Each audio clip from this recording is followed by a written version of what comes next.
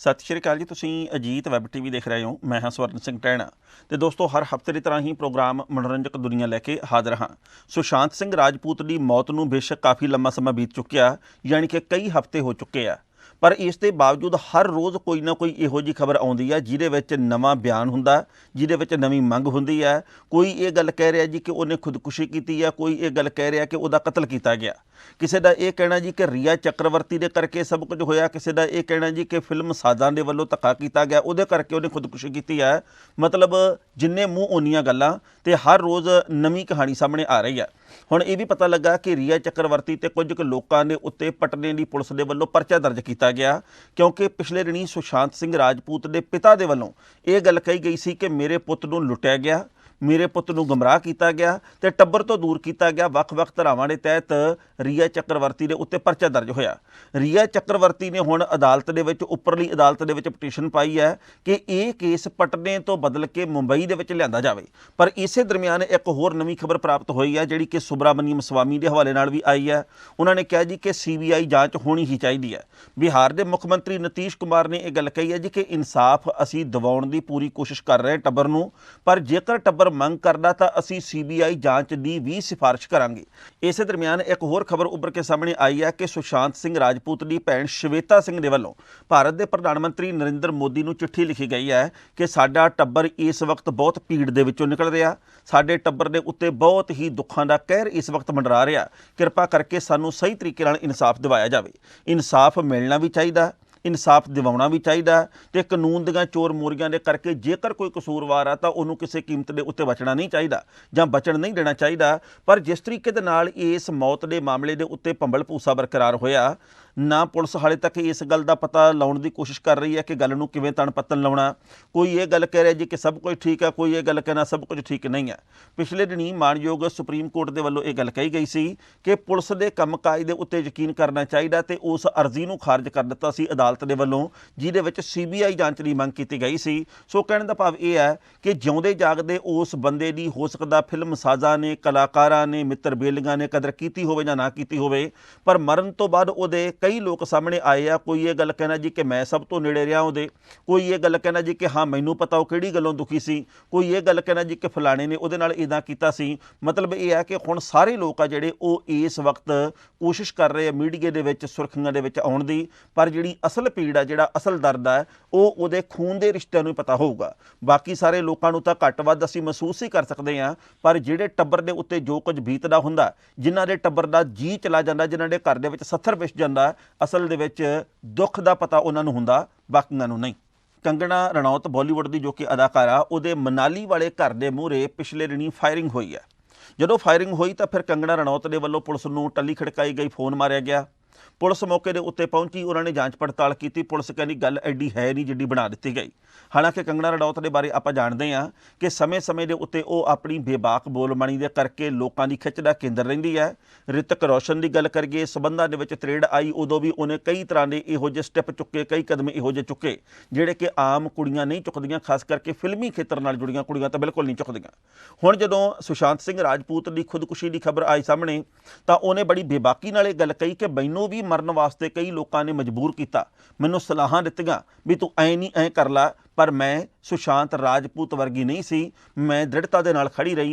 उस दिन तो लैके उहदे बाबत कई तरह दी खबरां फिर सामने आ रही। हुण कंगना ने यह गल कही है जी कि शायद ये वो लोग ने जिन्हां ने मेरे घर के मूहरे फायरिंग की, जिहड़े कि सुशांत सिंह राजपूत के मुद्दे के उत्ते मेरे वल्लों बोलिया जाना बर्दाश्त नहीं करते, जिन्हां नूं मेरी ये गल चंगी नहीं लगी। सो पुलिस के वल्लों इस मामले की पड़ताल की जा रही है। हालांकि मुढ़ले तौर के उत्ते पुलिस ने कहा भी एड्डी वड्डी गल जापदी नहीं, पर की कारण सी कि सच्ची मुच्ची फायरिंग हुई है, जेकर हुई है तो किहने कीती है, तो जेकर ये पता लग जाता कि इन्होंने की है तो फिर यह भी पता लग जाना भी किहड़े कारण करके की है। फिलहाल इस मामले दे विच भंबल भूसा बरकरार है। बॉलीवुड के मशहूर अदाकार ते मोगे शहर के रहने वाले सोनू सूद आप जानते हैं कि बहुत वड्डी चमत्कारी शख्सियत है जिहड़ी वो बन के उभरे है। चमत्कारी शब्द मैं इस करके वरत्या क्योंकि इस तालाबंदी दे विच, इस मुश्किल की घड़ी दे विच जिन्हां लोकां नूं असीं एक एक कीमती वोट पाई है, उन्होंने तो सिर्फ तो सिर्फ गोंगलूआं तो मिट्टी झाड़ी है। पर जिहड़े लोकां दे हिस्से दे विच ये काम नहीं आया, जिन्हां ने लोकां तो लिया कुछ नहीं गा, पर उन्हां लोकां ने जदों निठ के मेहनत की है तो लोकां दी मदद दे विच कोई कसर बाकी नहीं छड्डी, तो फिर उन्हां दा जिक्र जरूर होना चाहिए। ਉਹਨਾਂ ਨੂੰ ਸ਼ਾਬਾਸ਼ ਜ਼ਰੂਰ ਦੇਣੀ ਚਾਹੀਦੀ ਹੈ। ਸੋਨੂ ਸੂਦ ਨੇ ਬਹੁਤ ਸਾਰੀਆਂ ਫਿਲਮਾਂ ਦੇ ਵਿੱਚ ਬਤੌਰ ਵਿਲਨ, ਬਤੌਰ ਖਲਨਾਇਕ ਕੰਮ ਕੀਤਾ, ਪਰ ਹੁਣ ਉਹ ਜਿਸ ਤਰੀਕੇ ਨਾਲ ਨਾਇਕ ਬਣ ਕੇ ਉੱਭਰਿਆ ਤੇ ਪ੍ਰਵਾਸੀ ਮਜ਼ਦੂਰਾਂ ਨੂੰ ਉਹਨੇ ਘਰੋਂ ਘਰੀ ਪਹੁੰਚਾਉਣ ਦੇ ਲਈ ਜਿੰਨੇ ਵੱਡੇ ਪੱਧਰ ਦੇ ਉੱਤੇ ਉਦਮ ਕੀਤੇ, ਜਿੰਨਾ ਪੈਸਾ ਨਿੱਜੀ ਤੌਰ ਤੇ ਖਰਚਿਆ, ਉਹ ਸੱਚੀ-ਮੁੱਚੀ ਸਲਾਮ ਦਾ ਹੱਕਦਾਰ ਹੈ। ਸੋਨੂ ਸੂਦ ਹੁਣ ਕਪਿਲ ਸ਼ਰਮਾ ਦੇ ਸ਼ੋਅ ਦੇ ਵਿੱਚ ਆਇਆ, ਉੱਥੇ ਉਹਨੇ ਇੱਕ ਸਾਰੀ ਕਹਾਣੀ ਪੇਸ਼ ਕੀਤੀ ਹੈ ਕਿ ਵੀ ਮੈਂ ਕਿਹੜੇ ਕਾਰਨਾਂ ਕਰਕੇ ਇਹ ਸਾਰਾ ਕੁਝ ਕੀਤਾ। ਪਰ ਇਹ ਪਤਾ ਲੱਗਾ ਜੀ ਕਿ ਸੋਨੂ ਸੂਦ 47 ਵਰ੍ਹਿਆਂ ਦਾ ਹੋ ਗਿਆ ਤੇ ਜ਼ਿੰਦਗੀ ਦੇ ਇਸ ਪੜਾਅ ਦੇ ਉੱਤੇ ਉਹਨੇ ਜੋ ਕੰਮ ਕਰ ਦਿਖਾਇਆ, ਉਹਦੀ ਵੱਖ-ਵੱਖ ਮੁੱਖ ਮੰਤਰੀਆਂ ਤੋਂ ਲੈ ਕੇ ਕੇਂਦਰ ਦੇ ਮੰਤਰੀਆਂ ਤੱਕ ਤੇ ਰਿਕਸ਼ਾ ਚਾਲਕਾਂ ਤੱਕ ਚਰਚਾ ਹੋ ਰਹੀ ਹੈ।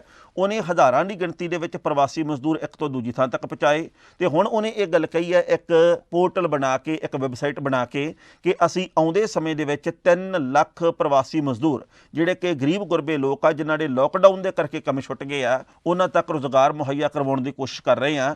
ਇਹ ਆਪਣੇ ਆਪ ਦੇ ਵਿੱਚ ਛੋਟਾ ਅੰਕੜਾ ਨਹੀਂ ਹੈ। 3 ਲੱਖ ਤੱਕ ਹੀ ਆਮ ਤੌਰ ਦੇ ਉੱਤੇ ਸਾਡੀਆਂ ਸਰਕਾਰਾਂ ਦੇ ਕੋਲੋਂ ਜੇਕਰ 300 ਬੰਦਿਆਂ ਨੇ ਵੀ ਰੁਜ਼ਗਾਰ ਲੈਣਾ ਹੋਵੇ ਤਾਂ ਨਾਲੇ ਤਾਂ ਨਿੱਜੀ ਤੌਰ ਦੇ ਉੱਤੇ ਕੰਪਨੀਆਂ ਦਾ ਰੁਜ਼ਗਾਰ ਮਿਲਣਾ ਤੇ ਅਹਿਸਾਨ ਗੋਡੇ ਜਿੱਡਾ ਹੁੰਦਾ ਕਿ ਭਾਈ ਅਸੀਂ ਤੁਹਾਨੂੰ ਰੁਜ਼ਗਾਰ ਦਿੱਤਾ। ਪੰਜਾਬ ਦੀ ਗੱਲ ਹੀ ਕਰ ਲਓ, ਘਰ ਘਰ ਰੁਜ਼ਗਾਰ ਤੇ ਕਿਹੋ ਜਿਹੀਆਂ ਗੱਲਾਂ ਚੱਲਦੀਆਂ। ਤੇ ਜੇਕਰ ਸੋਨੂ ਸੂਦ ਸੱਚੀ ਮੁੱਚੀ 3 ਲੱਖ ਲੋਕਾਂ ਨੂੰ ਰੁਜ਼ਗਾਰ ਮੁਹੱਈਆ ਕਰਵਾਉਂਦਾ, ਸਿੱਧੇ ਤੇ ਅਸਿੱਧੇ ਤਰੀਕੇ ਨਾਲ ਲੋਕਾਂ ਦੇ ਚੁੱਲ੍ਹਿਆਂ ਦੇ ਵਿੱਚ ਅੱਗ ਬਲਣ ਲੱਗ ਜਾਂਦੀ ਹੈ ਤੇ ਪੀਪੇ 'ਚ ਆਟਾ ਪੈ ਜਾਂਦਾ ਹੈ, ਇਹ ਕੋਈ ਛੋਟੀ ਪ੍ਰਾਪਤੀ ਨਹੀਂ ਹੋਣੀ। ਸੋ ਸੋਨੂ ਸੂਦ ਨੇ ਕੋਈ ਵੋਟਾਂ ਨਹੀਂ ਸੀ ਲੈਣੀਆਂ, ਪਰ ਉਹਦੀ ਵੀ ਕੁਝ ਕੁ ਲੋਕਾਂ ਨੇ ਵਿਰੋਧਤਾ ਕੀਤੀ। ਮੈਨੂੰ ਹੈਰਾਨੀ ਹੋਈ ਸੀ ਇੱਕ ਵਾਰ ਸੰਜੇ ਰਾਊਤ ਜਿਹੜੇ ਕਿ ਸੰਸਦ ਮੈਂਬਰ ਨੇ ਇਸ ਵਕਤ ਸ਼ਿਵ ਸੈਨਾ ਦੇ ਮੁੰਬਈ ਤੋਂ, ਉਹਨਾਂ ਨੇ ਕਿਹਾ ਜੀ ਕਿ ਇੱਕ ਨਵਾਂ ਬੰਦਾ ਉੱਠਿਆ ਜਿਹੜਾ ਕਿ ਬਹੁਤ ਵੱਡਾ ਰੱਬ ਰੂਪੀ ਬਣਦਾ ਜਾ ਰਿਹਾ ਤੇ ਇਹਨੂੰ ਭਾਜਪਾ ਦੀ ਸਪੋਰਟ ਆ। ਭਾਵੇਂ ਕਿਸੇ ਦੀ ਵੀ ਸਪੋਰਟ ਹੋਵੇ, ਭਾਵੇਂ ਕੋਈ ਵੀ ਮਨਸ਼ਾ ਹੋਵੇ, ਪਰ ਕੰਮ ਕਰਕੇ ਸਪੋਰਟ ਹਾਸਲ ਕੀਤੀ ਜਾ ਰਹੀ ਹੈ ਨਾ, ਇਹਨਾਂ ਲੋਕਾਂ ਨੂੰ ਵੀ ਕੰਮ ਕਰਨੇ ਚਾਹੀਦੇ ਆ, ਸਪੋਰਟ ਦੁੱਗਣੀ ਹੋ ਜਾਣੀ ਹੈ।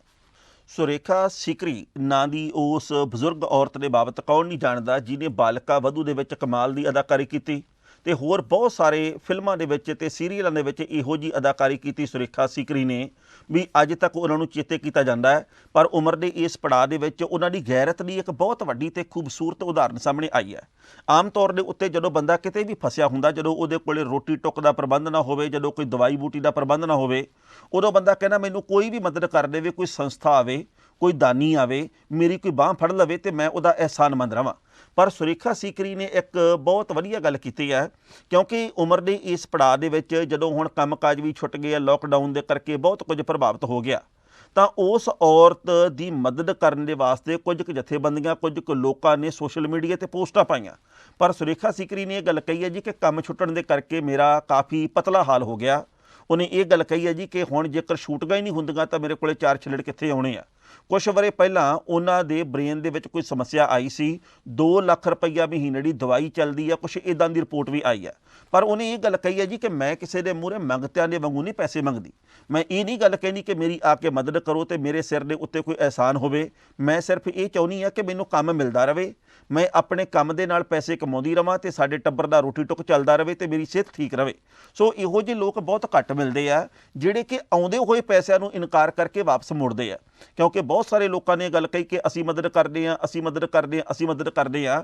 ਪਰ ਸੁਰੇਖਾ ਸੀਕਰੀ ਨੇ ਸਾਫ਼ ਤੇ ਸਪਸ਼ਟ ਕਹਿਤਾ, ਮੈਨੂੰ ਕਿਸੇ ਦੀ ਮਦਦ ਨਹੀਂ ਚਾਹੀਦੀ, ਮੈਨੂੰ ਕੋਈ ਤਰਸ ਨਹੀਂ ਚਾਹੀਦਾ, ਮੇਰੇ ਤੇ ਕੋਈ ਹਮਦਰਦੀ ਕਰਕੇ ਮੇਰੇ ਲਈ ਕੁਝ ਨਾ ਕਰੇ, ਮੈਨੂੰ ਕੋਈ ਵਿਚਾਰੀ ਸਮਝ ਕੇ ਨਾ ਕੁਝ ਕਰੇ, ਮੈਨੂੰ ਸਿਰਫ ਕੰਮ ਚਾਹੀਦਾ। ਜੇਕਰ ਦੇ ਸਕਦੇ ਹੋ ਤਾਂ ਮੈਨੂੰ ਕੰਮ ਦਿਓ ਤੇ ਮੈਨੂੰ ਕੰਮ ਦੇ ਬਦਲੇ ਮਿਹਨਤਾਂ ਨਾ ਦਿਓ ਤੇ ਬਾਕੀ ਸਾਰਾ ਕੁਝ ਮੈਂ ਖੁਦ ਕਰ ਸਕਦੀ ਹਾਂ। ਬੱਬੂ ਮਾਨ ਦੇ ਬਾਬਤ ਆਪਾਂ ਜਾਣਦੇ ਹਾਂ ਕਿ ਬਹੁਤ ਸਾਰੇ ਉਹਨੇ ਚੰਗੇ ਗੀਤ ਵੀ ਗਾਏ ਤੇ ਕਈ ਤਰ੍ਹਾਂ ਦੇ ਉਹਦੇ ਨਾਲ ਪ੍ਰਭਾਵ ਆ ਜਿਹੜੇ ਉਹ ਜੁੜੇ ਹੋਏ ਆ ਲੋਕਾਂ ਦੇ। ਬੱਬੂ ਮਾਨ ਨੇ ਪਿੱਛੇ ਜੇ ਸ਼ਿਪਰਾ ਗੋਇਲ ਦੇ ਨਾਲ ਇੱਕ ਗੀਤ ਕੀਤਾ ਜਿਹਦੀ ਚਰਚਾ ਹੋਈ।